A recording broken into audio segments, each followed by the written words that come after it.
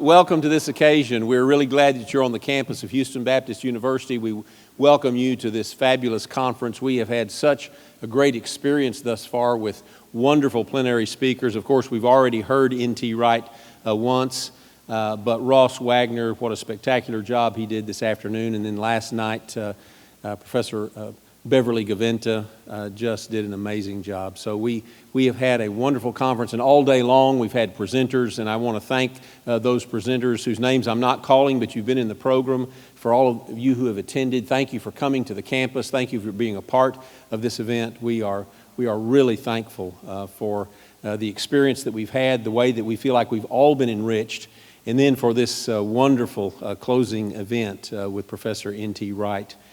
You know Tom Wright already. You know of him through his books. I can tell you maybe a couple of things about him that you don't know, although I can't imagine there's a whole lot that folk don't know. But he is a musician. You can tell that from some of his books. The metaphors and the illustrations often come out of his musicianship. I heard him give a lecture a number of years ago at another university on Robert Barrett Browning, and I thought, I can't believe he is standing up here giving this lecture on Browning, and it was truly amazing. But he is a person of enormous giftedness. J.I. Packer referred to him as a man who is one of God's greatest gifts to the church. And of course, Packer is using that sense of gift that comes out of Ephesians, where those who actually hold the offices within the church are the gifts themselves as they exercise their giftedness. Tom Wright has been one of the most influential scholars of the latter part of the 20th century and now into the 21st century. Again, you know him through all of these publications. I've lost count of the number of books, 40, 50 different publications. He's being translated, has been translated into Spanish and Italian and perhaps other languages. I know he's now currently, this is the ultimate compliment for an English-speaking scholar. He's being translated into German, and this is one of the great, absolutely, this is truly one of the hallmarks of a scholar's career. So Tom Wright is married to Maggie. Sue and I have had the wonderful privilege of meeting Maggie. We haven't met their children, but they have 4 children, 4 grandchildren. So Tom will tell you it's a very tidy count to 1 grandchild per child. So at any rate, what a wonderful person Maggie is. I hope someday, if you haven't met her already, that you have the opportunity to meet her. Sometimes she travels with Tom, and that's an extra blessing for those who get to meet her. Tom has such an amazing career. I know of no one else who is gifted as he is, not only in the academic arena as a profound scholar, but he is, of course, as you know, a great churchman, a pastor, and he has exhibited those pastoral gifts not only through the practice of preaching and ministry, but even for many of us, I say as well, pastoral gifts in his writing.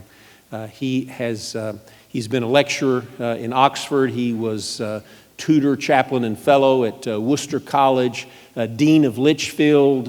He has been the canon of Westminster, bishop of Durham, and now he is professor of New Testament, research professor of New Testament and early Christianity at St. Mary's at St. Andrews. And what an enormous privilege it is to have N.T. Tom Wright on our campus today, and for you, of course, to be able to hear him.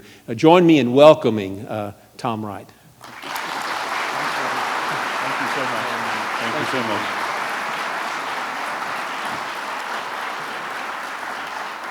much. Thank you so much, Dr. Sloan, and thank you all for your welcome and indeed your hospitality. It's been great fun to be here the last couple of days.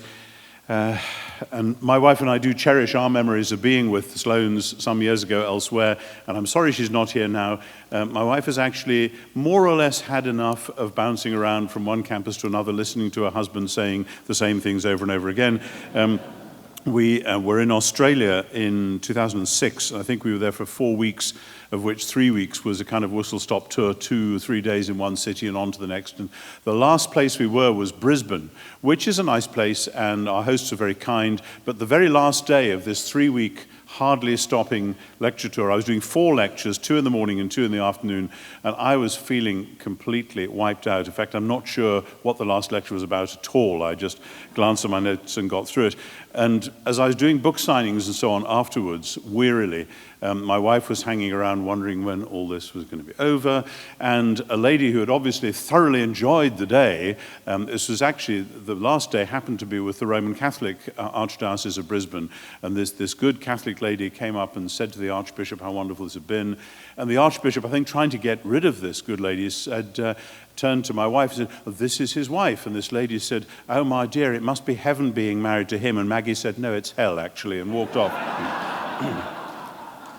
So if you wanted to know about my wife, that's a short introduction.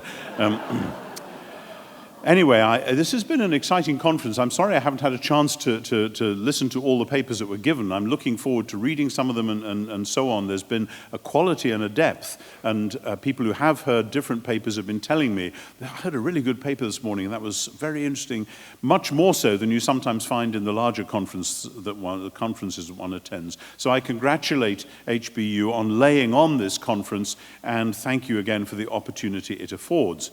My topic tonight is Israel in Pauline theology. There are several complicated problems associated with that theme, and I'd better mention at least some of the prominent ones as we get going. For a start, there is an ambiguity in the title itself. When we say Israel, do we mean the word Israel? How does Paul use that word Israel, which becomes especially pressing in Romans 9 to 11 when he seems quite clearly up front to use it in 2 different ways? Or is it actually, when we say Israel in Pauline theology, are we talking about the people of God, brackets Israel, in Pauline theology, the family of Abraham, God's ancient covenant people? Paul can refer to that larger entity in many ways, whether or not he uses the word Israel, and I'm actually going to take it in that larger way, though being sensitive, I hope, to the way he uses the word. And there are other terms as well, which sometimes overlap and sometimes not. The term Judaios, Jew. How does Paul use that? What distinctions does he make? There are also problems about the fluidity of how we know what a people is. And people have written lots of books on this recently. It's become quite a topic, a subtopic in research, from anthropology, sociology, and so on. There's a fluidity between ethnic origins of a people, geographical location, cultural markers, all sorts of things. All that could happily keep us going a long time. I just want to mention those here to say I'm aware of those issues. I won't actually be able to discuss any of them in detail. More important, I think, in the realpolitik of current scholarly debate, and if you think scholarly debate doesn't have any real politique, I congratulate you on your innocence. More important are the 2 pressures in today's culture, here in the USA particularly, I think, on exactly this question. First, there is an enormous pressure from contemporary relativism. For many reasons, many people are fed up with the smug, apparent isolationism of Christians. We're the people, and everyone else doesn't really count. And many people react against that and want to say, no, actually, all religions are as good as any other. That was an 18th century agenda, and it's still very much alive and with us today. The idea that one religion is better than another, and therefore people ought to convert, people think that's a form of cultural imperialism, and it has no place in a civilized world. And many people, indeed, in the larger guild of biblical studies, have themselves escaped from a narrow and restrictive theology or ecclesiology of whatever sort, and there are many such, and many such people see some sort of relativism as the key that unlocked their personal prison.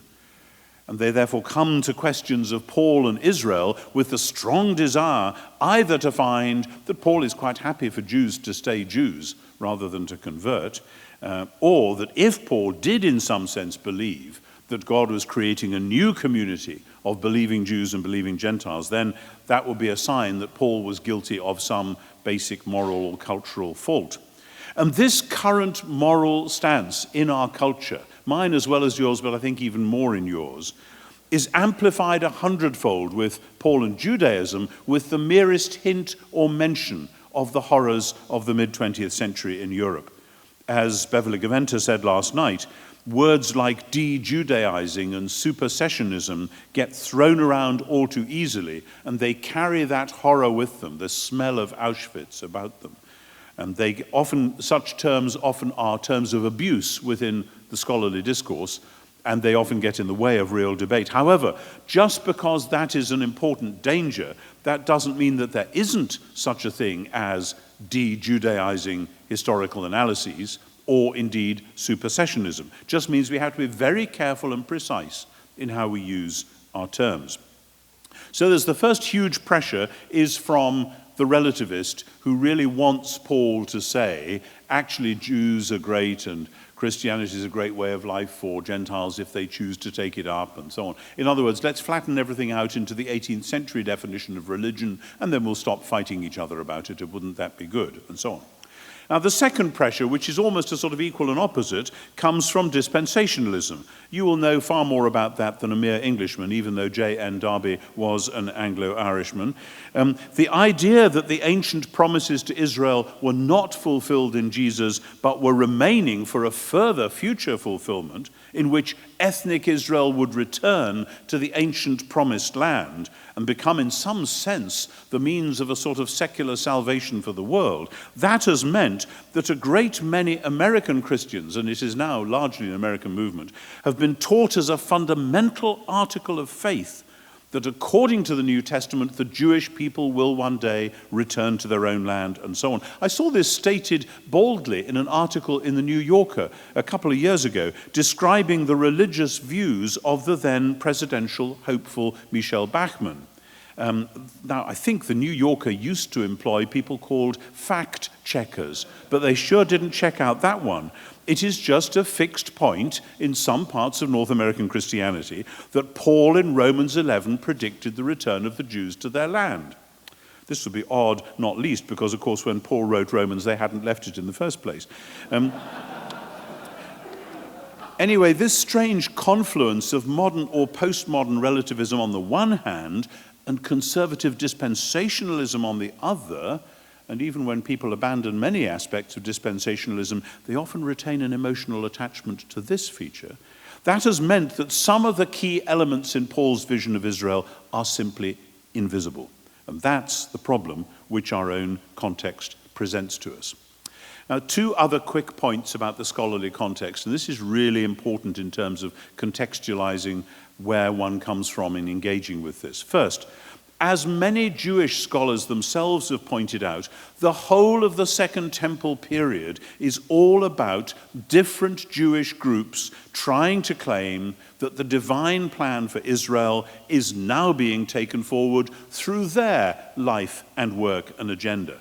And if that is supersessionism, then Qumran is supersessionist. Both strands of Pharisaism are supersessionist. Every different party in the war of 66 to 70 was supersessionist. Bar Kokhba and his followers were supersessionist. Certainly the Mishnah is supersessionist. It would thus be astonishing if a renewal movement within Judaism in the day was not trying to say that God was renewing his promises and his people in this way rather than in all others. As John Levinson of Harvard puts it, the most Jewish thing about early Christianity is its supersessionism.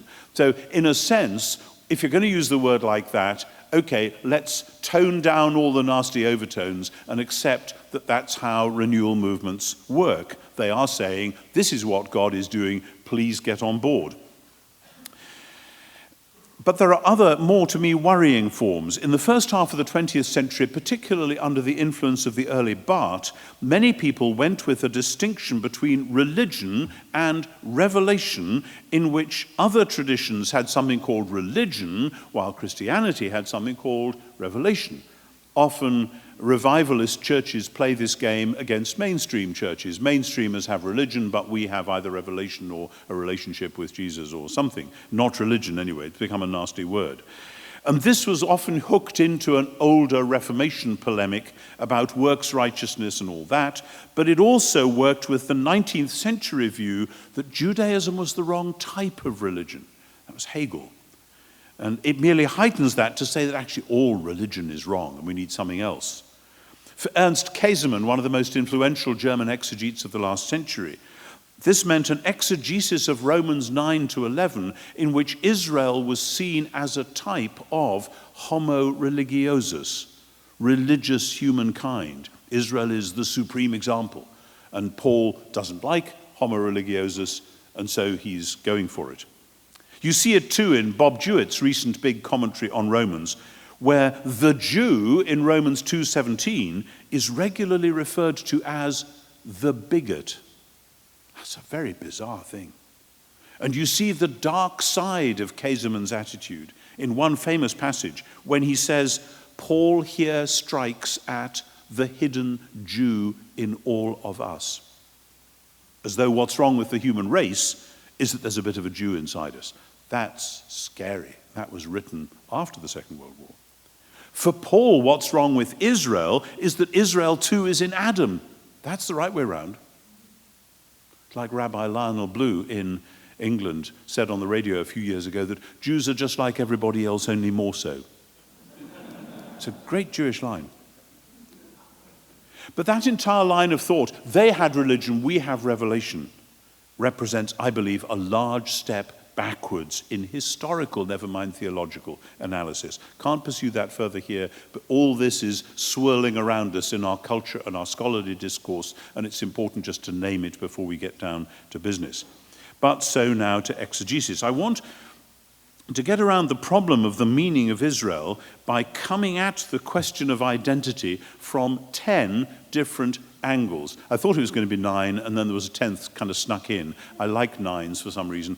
I'm reminded of a time when my wife and I were on holiday, and we met a couple who we got on quite well with, and they discovered that I'd taught at Oxford for several years, and this chap who'd gone straight out of school and into business and made a million, and obviously regarded Oxford academics as just as a rather odd breed. But he was very courteous. But he said, my image of Oxford is 2 men in tweed jackets sitting on the top of the number 17 bus, and one is saying to the other, and ninthly, and I thought, yes.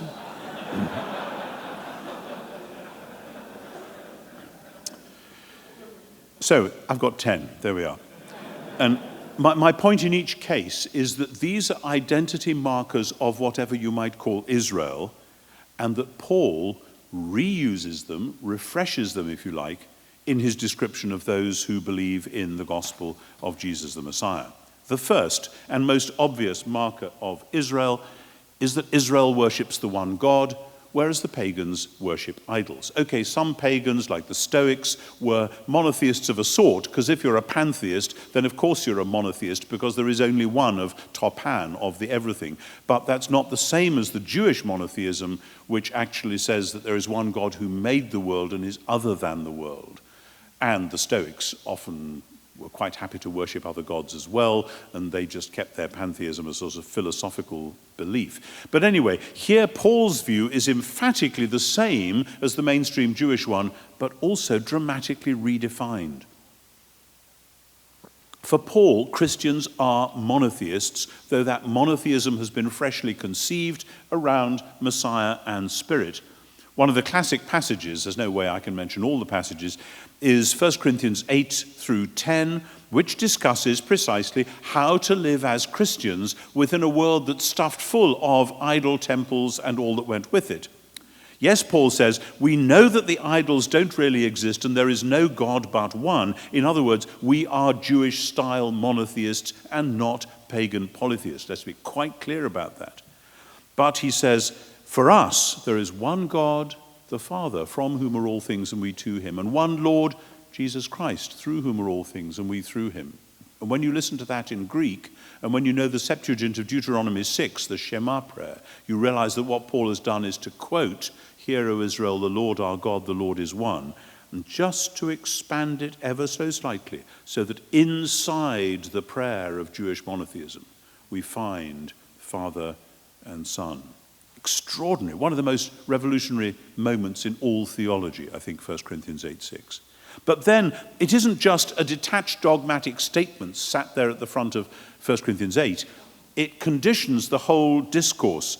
And after the 3 chapters, with this very Jewish-style negotiation about how you navigate your way around food and temples and all that, Paul quotes Psalm 24, again, classic statement of Jewish monotheism. The earth is the Lord's and the fullness thereof.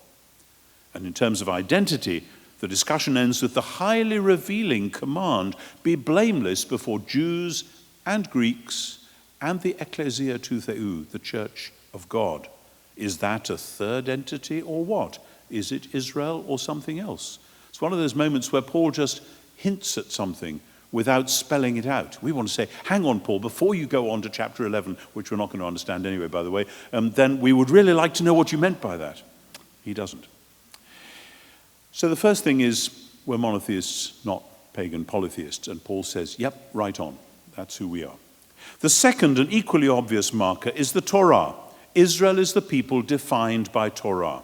God gave the law to make Israel his people as a marriage covenant.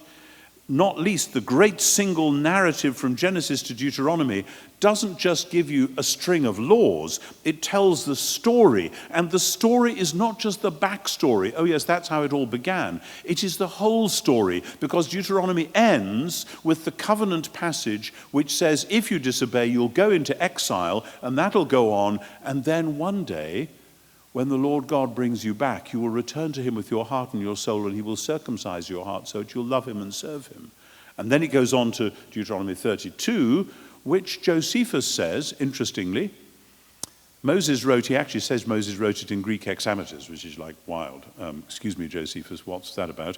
But forget that. What he says much more interestingly is, this is a prophecy of things that have happened and that are happening in our own day. In other words, we see Deuteronomy as stretching out Torah so that we live within the long narrative of Torah. It isn't just the backstory, it's the whole story. Now, of course, for generations, the Western Church has read Paul on the Jewish law and assumed that he straightforwardly abolished it, despite his disclaimers here and there. Some who've gone that route have made it part of a larger agenda, trying to rescue Paul from all things Jewish. But the reality is different. When Paul is sketching a picture of the people who belong to Jesus the Messiah, he does so in terms of a strange fulfillment of Torah. Yes, Romans 7 does see the Mosaic law as precipitating a disaster. Sin is enabled to get a foothold through the law and to bring death. But when the argument turns its great corner into Romans 8, we find Paul saying a string of highly positive things about the law. The thing that sets you free is the law of the Spirit of life in Messiah Jesus. And that's because, he says, God has done what Torah by itself could not. Torah wanted to give life but couldn't because of the flesh. It wasn't Torah's fault. It was the weakness of the flesh. So that when the Spirit does its work and produces the resurrection life, as in 8, 9 to 11, then the Torah looks on and says, yep, that's what I wanted to do. And that's why Paul says, in between those two passages, that the mind of the flesh does not submit to God's law. In other words, the mind of the Spirit, in some sense or other, does. I think that's what Paul meant in Romans 3, 27 to 31, that we don't abolish the law, rather we uphold it. That remains quizzical in Romans 3. I think in Romans 8 you're getting there. And then it all comes to a particular climax in Romans 10, where Paul takes Deuteronomy 30, that very passage which spoke of what's eventually going to happen when God finally does what he's promised. He'll renew the covenant and write the law on the hearts of his people. And he says this law is fulfilled when someone believes the gospel and confesses Jesus as Lord, the risen Lord. He has reported in 10:1 that his heart's desire and prayer to God for his people is that they may be saved. And in 10:6 to 13, he explains how God answers that prayer. It's the new covenant of Deuteronomy 30. That's how God does it. For Paul, then, it is those in the Messiah, those who by the Spirit believe the gospel, who are defined in a new way by Torah. He hasn't given up the idea that God's people are defined by Torah. He has seen it afresh in the light of Christ and the Spirit. That's the second one. The third defining characteristic of Israel is circumcision. You might think from Galatians that Paul would have nothing to do with this. Gentile converts don't need to be circumcised. Fine. But he can also put it the other way around with equal emphasis. In Philippians 3, he warns against people who might try to do in Philippi what those people had done in Galatia. And he refers to them contemptuously as the dogs, the evil workers, the mutilation. The last word, katatome, being a deliberate pun on peritome, circumcision. And then he goes one further than he does in Galatians. We are the peritome, he says. We are the circumcision. Despite many translations, he doesn't say the real circumcision or the true circumcision. He just says, we are the circumcision. And he goes on to elaborate, who worship by God's Spirit, who boast in Messiah Jesus, and who put no confidence in the flesh. And this then sets up his personal history of being a top-of-the-tree Pharisee who has counted it all so much skibboleth, so much trash, or something ruder than that, so that he may gain the Messiah, and with him, and it's very interesting how it works in Philippians 3, 8, 9, 10, 11, to gain with the Messiah the strange but deeply Jewish-sounding combination of suffering and resurrection. Has Paul abandoned the idea of being Israel? No. He has seen it radically redefined around Messiah and Spirit. That's actually not the only passage where Paul takes circumcision and applies it to all Messiah people. At the end of Romans 2, he sets up a potential category, confusing to some, in advance of his later exposition. He says, just suppose that there are some uncircumcised people who keep the commands of Torah. Will not their uncircumcision be reckoned as circumcision? And he says it the other way round too, more worryingly. If a circumcised person doesn't keep Torah, they will be reckoned as uncircumcised. Now, what he means by keeping the law here seems, in the light of the rest of the letter, to be the redefined law-keeping I mentioned a moment ago. But the point is clear that if circumcision is part of what it means to be Israel, for Paul, this title belongs firmly to the people who have the real law fulfillment, which, as we cash it out in his various passages, turn out to be the Messiah people. Now, the fourth identity marker of Israel, I'm going quite fast at the moment, there are one or two slightly longer ones, but the fourth one, which is a way of summing up the very idea of identity itself, is that Israel is to be separate from the nations. Despite Israel's occasional attempts to be like all the nations, give us a king, kakol hagoyim, like all the nations. The whole point of being Israel is that you're not simply another pagan or Gentile people. Often with Paul, it's in his little asides that you see what's really going on. There's one crucial one at the start of 1 Corinthians 12. If you've ever expounded 1 Corinthians and so on, by the time you get to 12, you know you've got this huge chapter on the body of Christ and speaking in tongues and goodness knows what. And so you might skip over the first verse or two. But there he says, raising the issue of ecstatic speech, he says quite casually, you know that when you were Gentiles, hoti ethne ete. Excuse me, Paul, what are they now? Well, they might be a totally different sort of thing, neither fish nor fowl nor good red herring, neither Israel nor nations. In a sense, that's right, as the passage at the end of chapter 10 indicates, Jews and Greeks and the Church of God. But when we inquire further what this means, we see that this new entity isn't new after all. It's a way of referring to the same entity, Israel, in a new guise. In other words, you see it in reverse when in chapter 10, he opens that chapter by speaking to a largely non-Jewish Christian audience.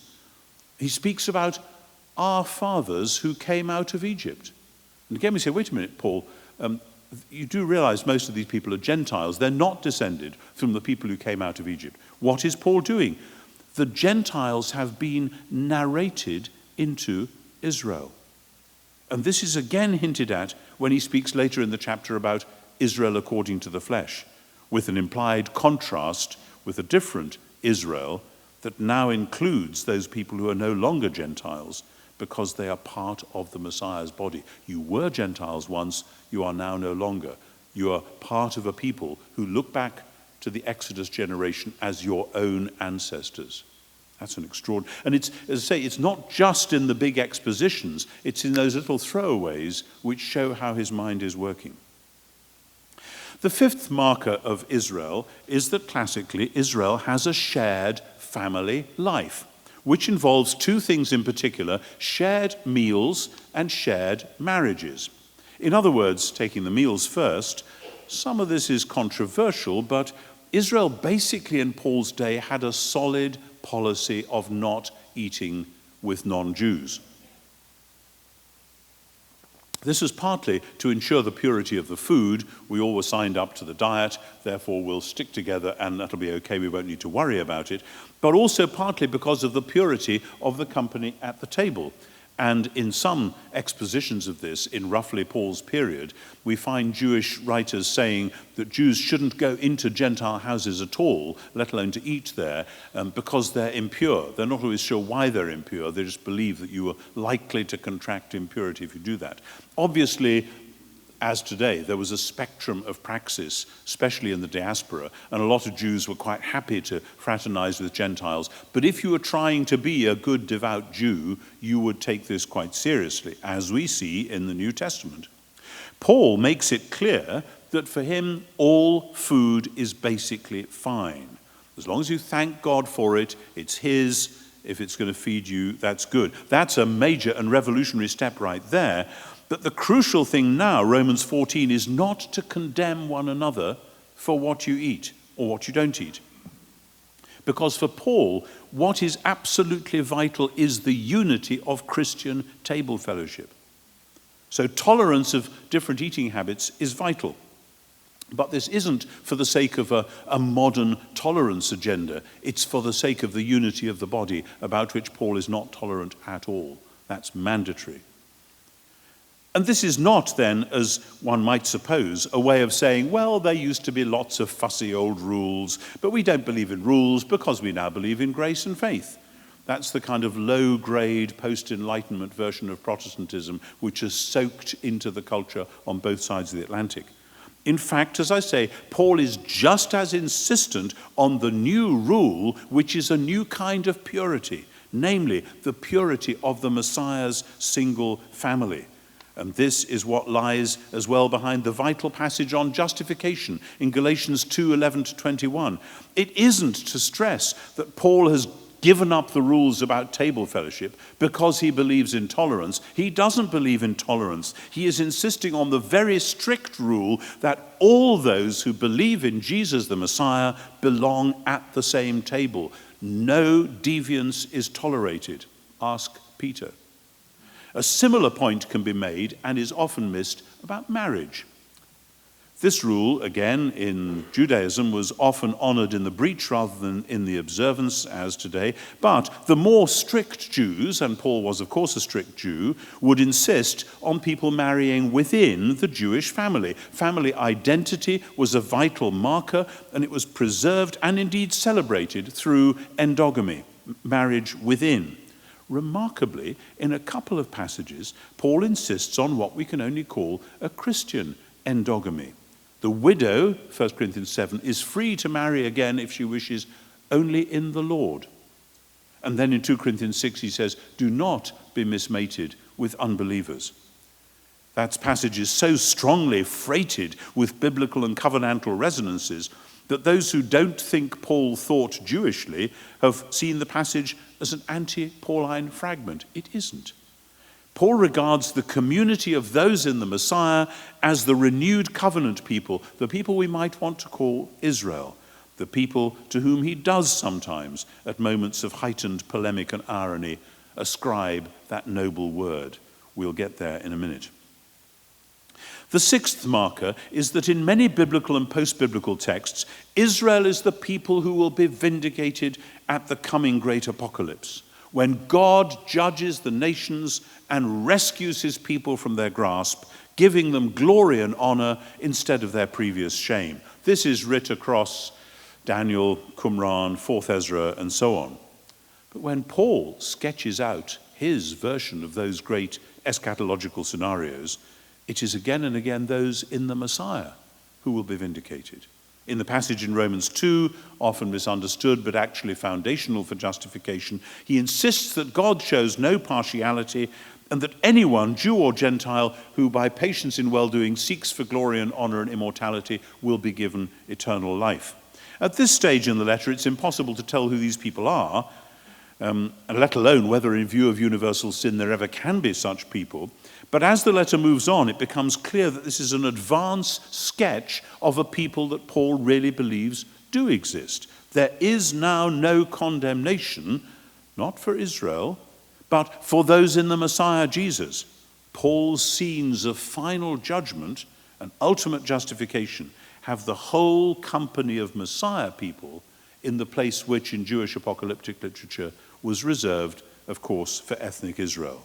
The last great paragraph of Romans 8 speaks of the Messiah's people in exactly that way, as those who celebrate in advance the apocalyptic deliverance promised to Israel. That's 6 of my categories. The 7th and 8th are slightly fuller and I think central to Romans and Galatians. The 7th is that Israel is the family of Abraham. The 8th is that Israel is the people who are saved at the Exodus. Abraham first. All discussions of who Israel might be go back to Abraham, naturally enough. Abraham's foundational place and symbolic role as Israel's ultimate ancestor is obvious right across the literature. Okay, there are puzzles about Ishmael and Esau. In other words, some of Abraham's early family go by the wayside. But once we get to Jacob, the original Israel person, that's where the story really starts, but Abraham is the foundation. Now, one of the standard topics in discussions of Paul is the place of Abraham in Romans 4, with its apparent parallel in Galatians 3. It's a real parallel, but there are some interesting differences too. The great majority of commentators treat Abraham simply as an example, someone way back when who was justified by faith. According to some prominent scholars, the only reason Paul introduces him is that Paul believed in justification by faith, so he ran his mental concordance through the Septuagint and he came up with Genesis 15:6 and Habakkuk 2:4. Abraham believed God and it was reckoned to him as righteousness. Habakkuk says the just shall live by faith. So Paul just drops those 2 verses in without regard for context. I think that is totally wrong. One of the odd things that used to happen in Oxford was that sometimes I would find myself lecturing about Romans in the hour after Professor Ed Sanders had been lecturing about Pauline theology, and on more than one occasion I would be stressing a point in my lectures and there would be a ripple of laughter go through the students and I would say, okay, that wasn't a joke, what are you laughing at? Sanders just said the exact opposite in the previous hour, so okay, you pays your money and you takes your choice. But it does seem to me that treating Abraham simply as a proof text, as an example of somebody way back when, just doesn't get how Jewish thinking worked. I've quoted it before, I'll quote it again. My favorite rabbinic quote about all this is the rabbi who puts into God's mouth the words, I will make Adam first, and if he goes wrong, I will send Abraham to sort it all out. That is how Jewish thinking, Jewish reading of Torah works. God promises Abraham that in his seed all the families of the earth will be blessed. And then in Genesis 15, God promises Abraham a huge, countless family with a land of his own. The family and the land. And God then and there, Genesis 15, makes the covenant with Abraham. Covenant, land, family. Paul picks all that up. You'd never know it from 2/3 of the commentators. Let me just digress. Abraham believed God and it was reckoned to him as righteousness. That's Genesis 15:6. That phrase, reckoned as righteousness, is very rare. The only other time in the Hebrew Bible is Psalm 106:31. Psalm 106, verse 31. There, it's the disaster at Baal Peor and the Midianite women and all that. The psalmist says rather delicately that Phinehas stood up and interceded or interposed, and the plague stopped. That's a highly euphemistic way of saying what Phinehas actually did, according to Numbers 25. And then it says, and that has been reckoned to him as righteousness from generation to generation forever. What does that mean? How easy in modern English usage to think of righteousness as just moral good worth. So Phineas did a good deed and he's remembered as having done a good deed. Actually, no. What Numbers 25 says, and what every other biblical and post-biblical reference to Phineas says, is that Phineas did what he did, and the result was that God made a covenant with him, a covenant of perpetual priesthood. How has the psalmist put it? Yeah, Phineas did what he did, and it was reckoned to him as dikaiosune, tzedakah in the Hebrew. And I think that's what's going on in Genesis 15 as well. God reckoned it to him as righteousness, and I think there's actually, in one's mind's eye, a colon there rather than a full stop. God reckoned it to him as righteousness, i.e. he went ahead and made the covenant. And when in Romans 4:11, Paul quotes from Genesis 17:11 about circumcision being the sign or seal of the, well, Genesis says of the covenant, Paul says of the dikaiosune, the righteousness he had by faith. This is often confusing for us. I think it's clear that for Paul, one of the many meanings of dikaiosune is precisely to do with the covenant, through which the Creator God would put right the sin of Adam and its results. Sidebar, I am frequently accused of kind of inventing this covenant stuff and making something other than the doctrine of salvation which we all know and love. It's not. The way God intends to save humankind, the people of Genesis 3, of Genesis 6, of Genesis 11, is through what he's doing with Abraham. That's how Genesis works. And that's why the covenant focuses on two things, the seed and the land. If people had concentrated on this, a good deal of trouble with Galatians and Romans might have been avoided. Generations of Protestant ecclesiology, or perhaps I should say Protestant non-ecclesiology, have not seen the point of the promise about the seed, because they weren't looking for a family. They wanted an individual salvation. But far more generations of Western Christianity as a whole have not seen the point about the land. Let me be as clear as I can. These things are central, inalienable markers of Israel. And Paul sees them both fulfilled in Messiah and Spirit. Paul sees that in Genesis 15, God is already promising Abraham an uncountable seed like the stars in the sky.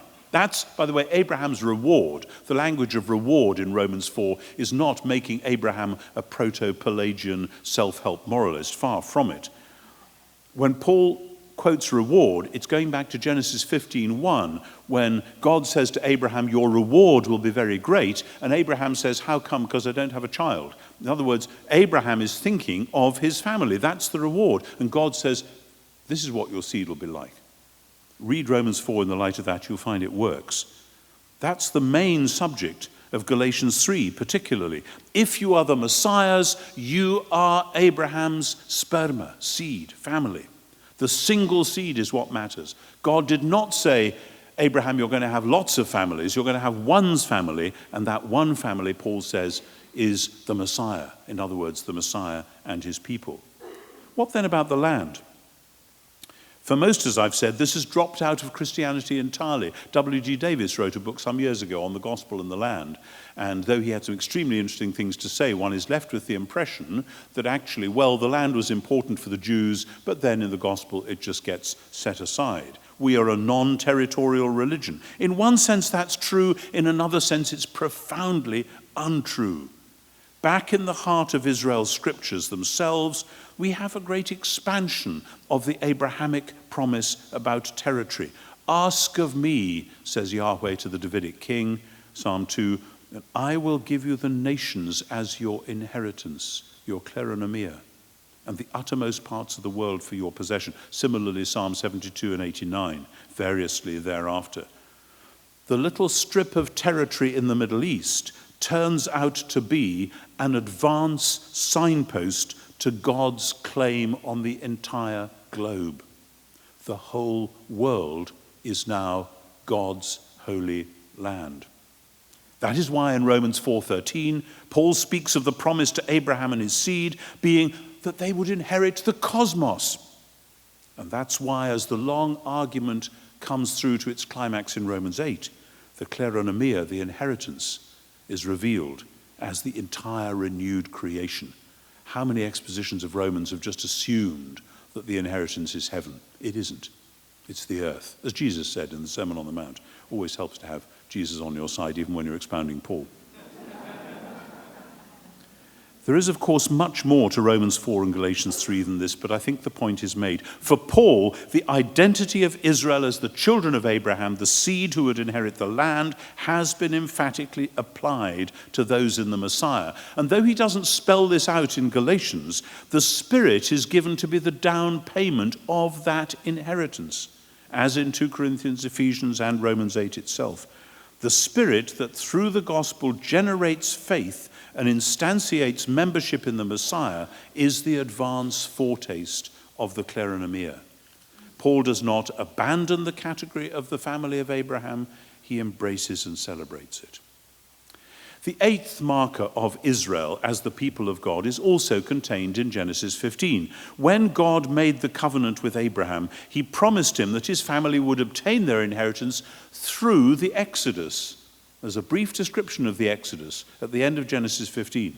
That is, they were going to be enslaved in a foreign land and then brought out with power. There are dozens of relevant passages here where Paul draws on the Exodus imagery.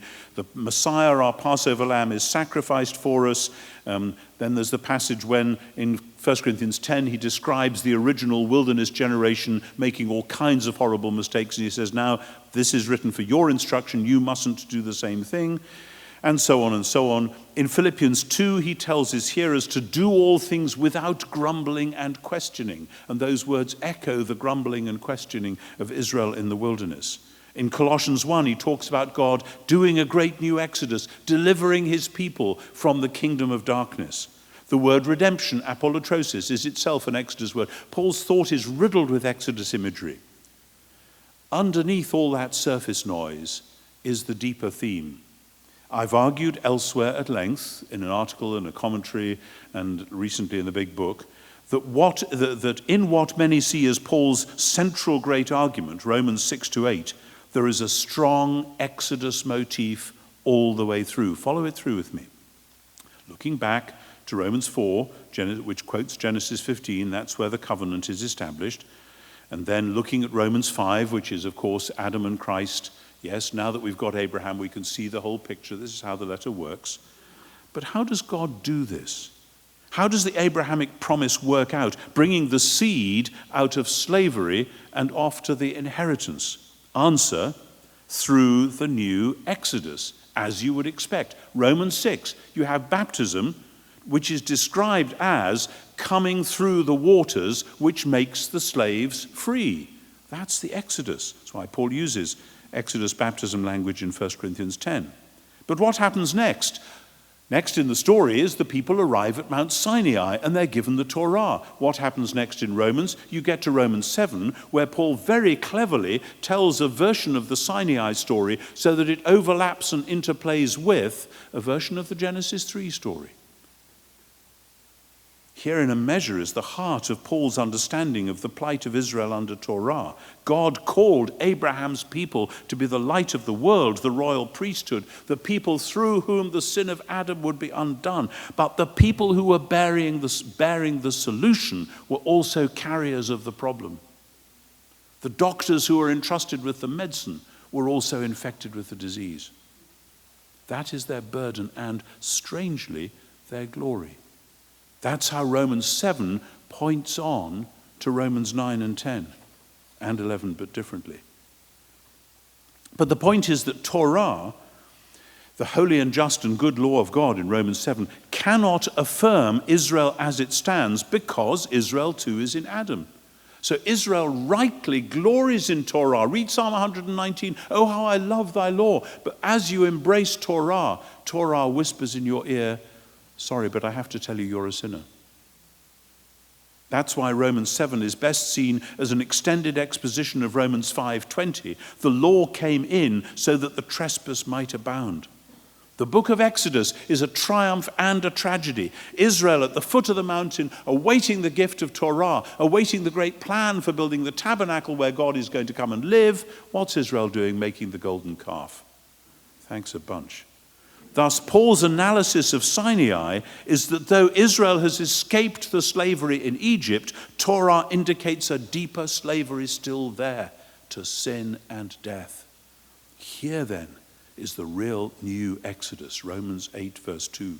The law of the Spirit of life in Messiah Jesus has set you free from the law of sin and death. And the penal atonement made in the flesh of God's Son, God condemned sin in the flesh of his Son, means that there is no condemnation for those who are in Christ. And here as elsewhere, this language makes sense in the larger Exodus context and nowhere else. If you have ears, then hear. But the Exodus theme isn't finished. The tabernacle is built at last.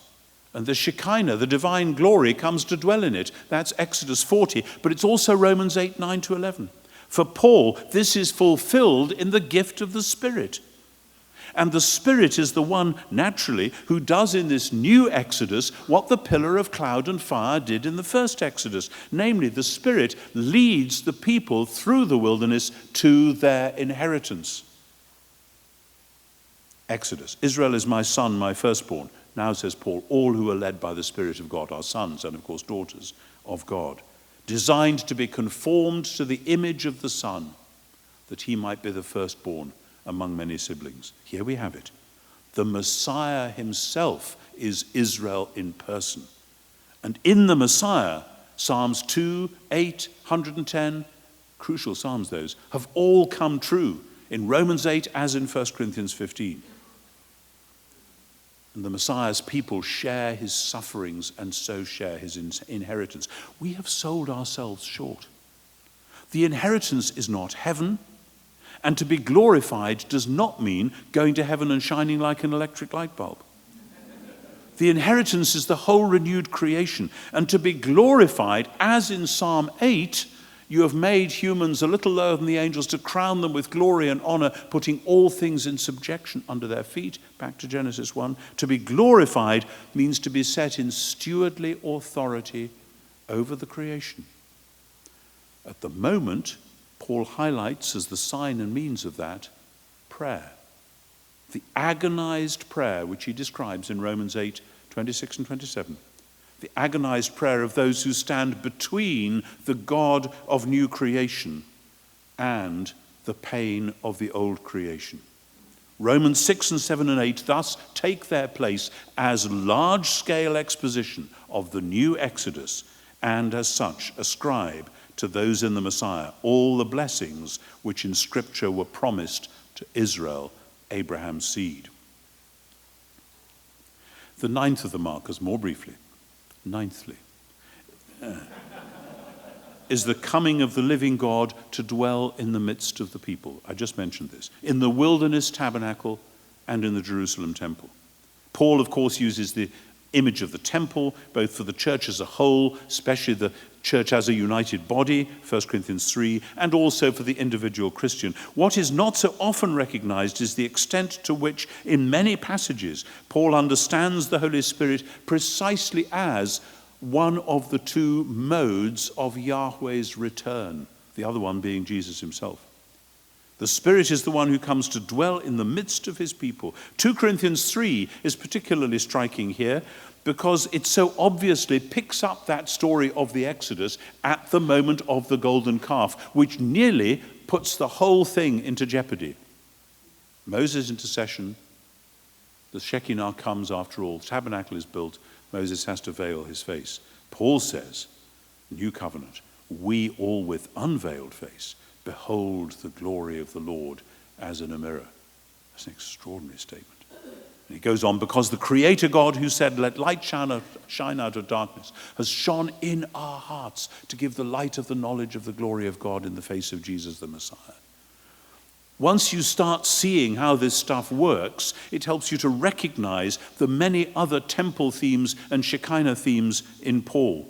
That which marked out Israel, that the Creator God came to live in their midst, and that after the exile he promised to return to them in glory.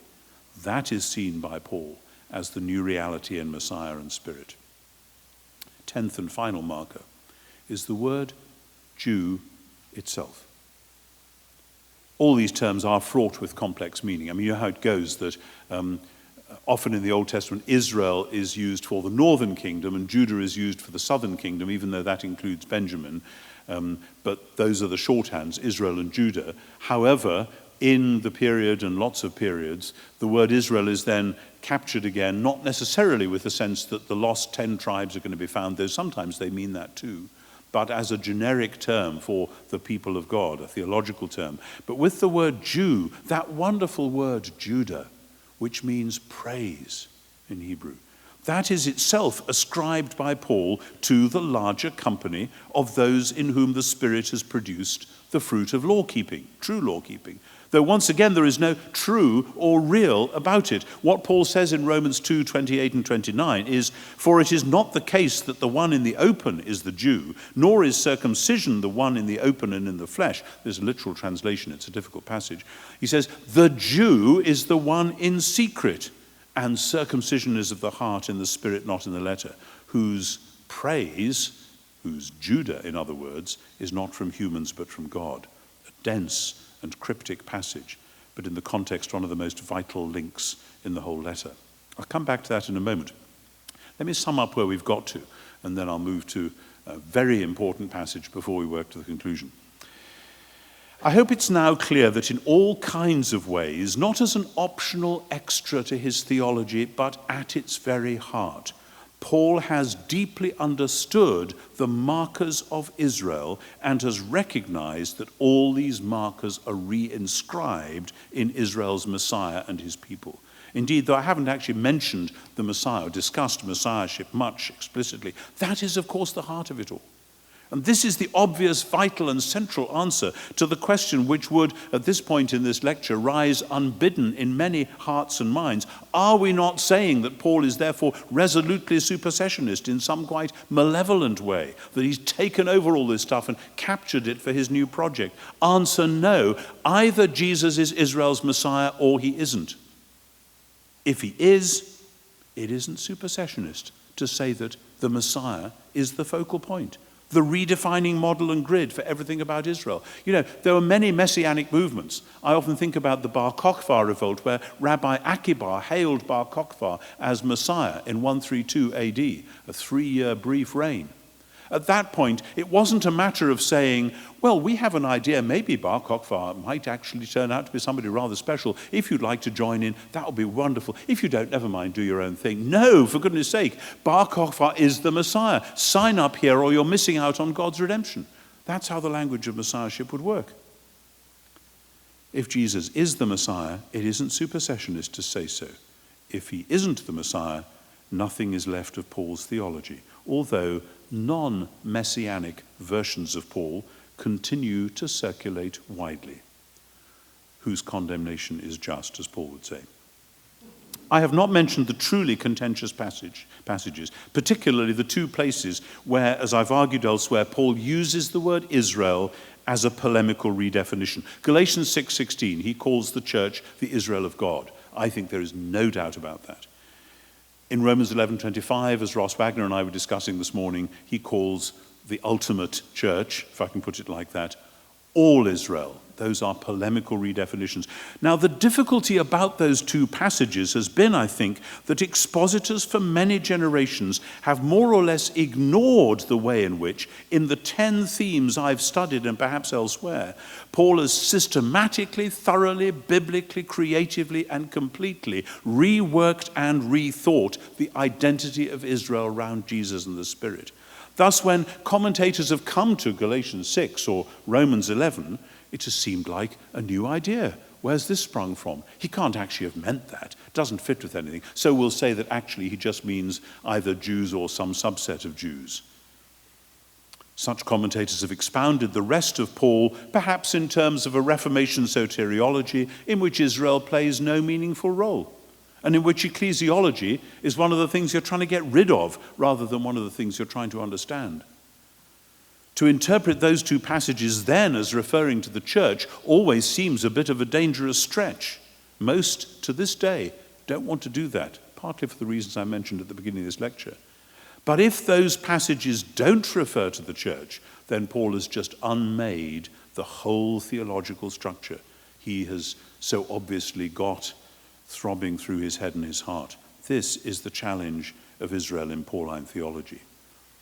There is, however, one passage in particular which over the last 3 or so years has struck me as being enormously important and usually either ignored or radically wrongly read. Romans 2:17 to 3:9. Normally that is read as simply, well, we know that Romans 1, 2, and 3 is saying everybody is sinful, and this is the bit saying that Jews are sinful as well. Well, it sort of does, and Paul can sum it up as all humankind is under sin. Okay. But the point of 2:17 and following is quite different. The boast of hoioudios in 2:17 following is not, I don't do that stuff, I'm free from sin, I'll be all right. But rather, we Jews are called to bring salvation to the world. We are supposed to be the people who are the guide to the foolish, the teacher of babes, because in the Torah we've got the form of knowledge and truth. So here we are, Israel. You've analyzed, Paul, the plight of humankind. Well, that's great. And thank God, we, Israel, we, the Jew, are the answer to that plight. That's how it's going to work. God called Abraham to reverse and undo the sin of Adam. Here we are. We got the Torah. We're going to do it. Paul reaffirms that vocation, but the problem, and this isn't a bit of Christian polemic, Paul is just quoting what Scripture says. The problem is that Israel has totally failed. Not just that Israel is sinful, but Israel has failed in that mission. Israel's sins have disqualified it from performing this salvific role for the world.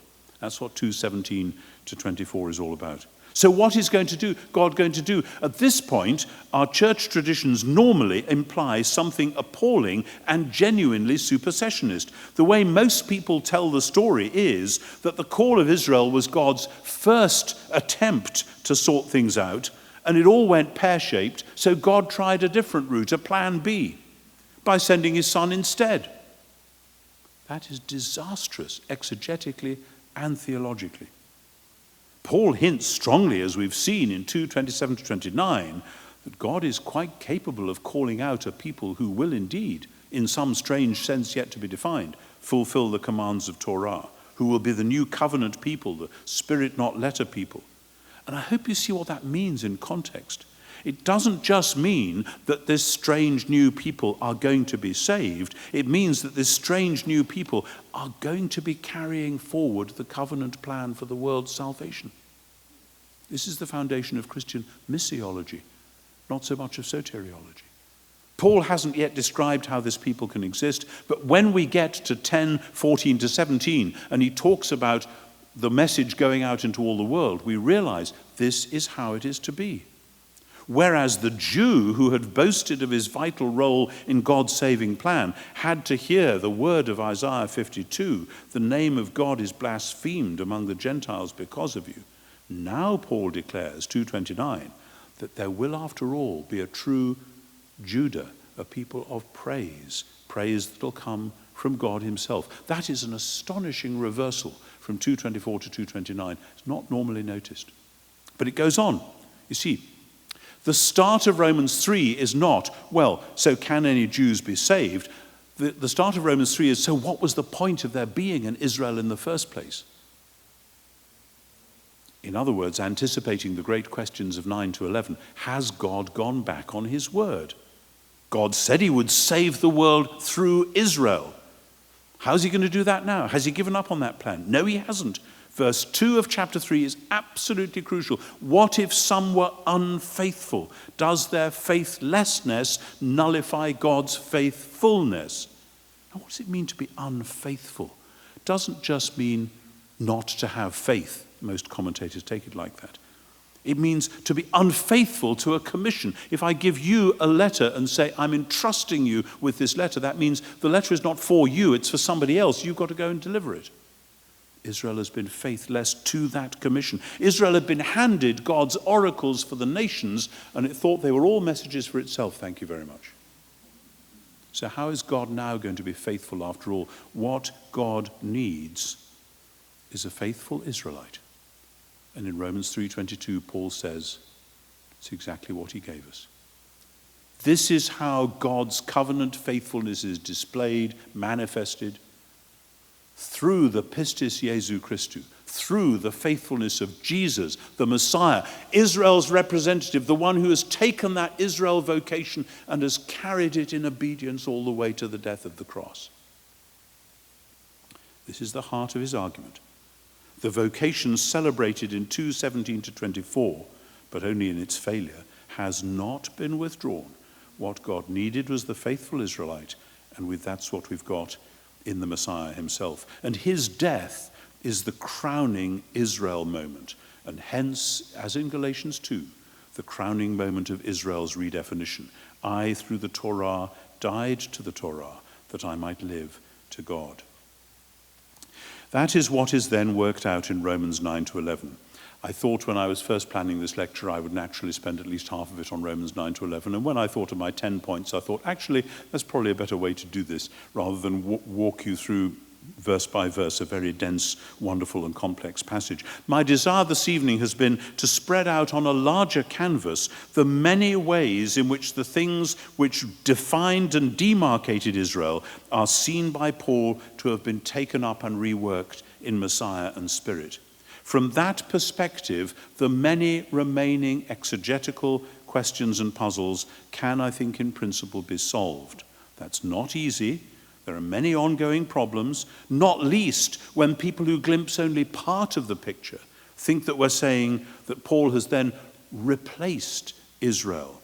And then they proceed to do the same in a theological move which does away with history altogether in favor of a pure vertical interception or revelation or something. No, Paul remains a deeply Jewish thinker, conscious that what the world needs is the Jewish message that has been funneled down onto and expressed decisively, if shockingly, in Messiah and Spirit, and the Messiah's death and resurrection particularly.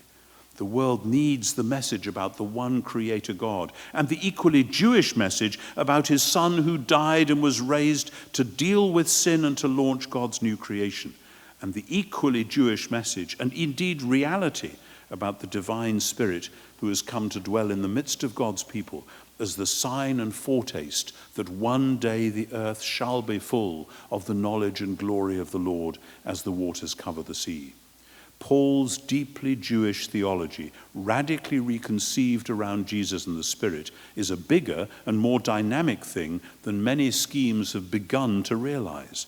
By asking the question about Israel and by exploring Paul's thought with that in the middle, I hope that tonight we've been able at least to glimpse that size and to sense that power. There are many areas in today's church and world where even a small dose of genuinely Pauline theology really would go quite a long way. Thank you.